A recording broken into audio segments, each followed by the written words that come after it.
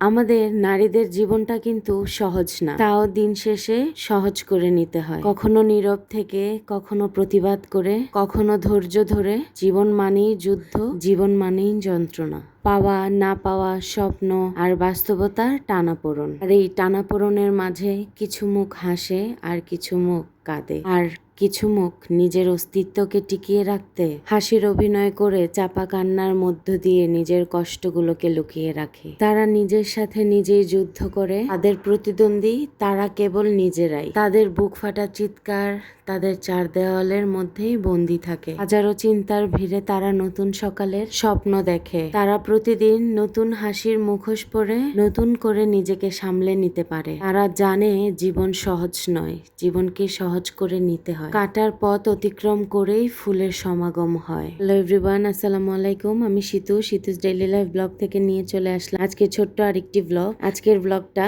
আরো 2 দিন আগে শুট করা, গত বৃহস্পতিবারের শুট করা। আমি আমার মার বাসায় গিয়েছিলাম একটা ছোট্ট কাজটা আপনাদের সাথে একটু পরে শেয়ার করব। দুপুরবেলা যেহেতু আম্মুর বাসায় যেয়ে খাবো, তাই আমি যে দেখে আম্মুর রান্না শেষ, আমিও খেতে বসে পড়েছি। আমার পছন্দের পোলাও রান্না করেছিল, বেগুন ভাজি করেছিল, ডালের বড়া করেছিল, আর বাচ্চাদের জন্য একটু মুরগি রোস্টের মতো করে রান্না করেছিল।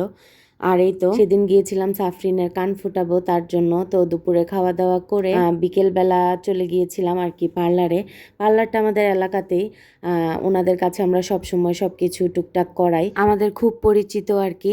যে শুনলাম যে কান ফুটা করবে সে একটু পরে আসবে, তো আমি আমার নিজের একটু যত্ন করতে বসে পড়েছিলাম, মানে ম্যানিকিউর করাচ্ছিলাম। তো এর মধ্যে দেখি আবার সে চলেও এসেছে, তাই আমি হাতটা কোনো মতো একটু ক্লিন করে চলে এসেছি। আমি সাফরিনকে দেখাচ্ছিলাম যে ওর কানে কোন দুলটা পরাবে, ওকে রিল্যাক্স করছিলাম আর কি। তো মাশাল্লাহ ও কিন্তু একটু মানে বেশি একটা ব্যথা পায়নি, একটু তো ব্যথা পাওয়াই যায়।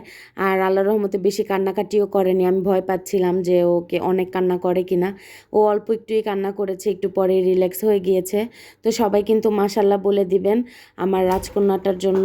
মেয়ে হয়ে যেহেতু জন্ম নিয়েছে, একটা একটা করে তো ধাপ কমপ্লিট করতেই হবে।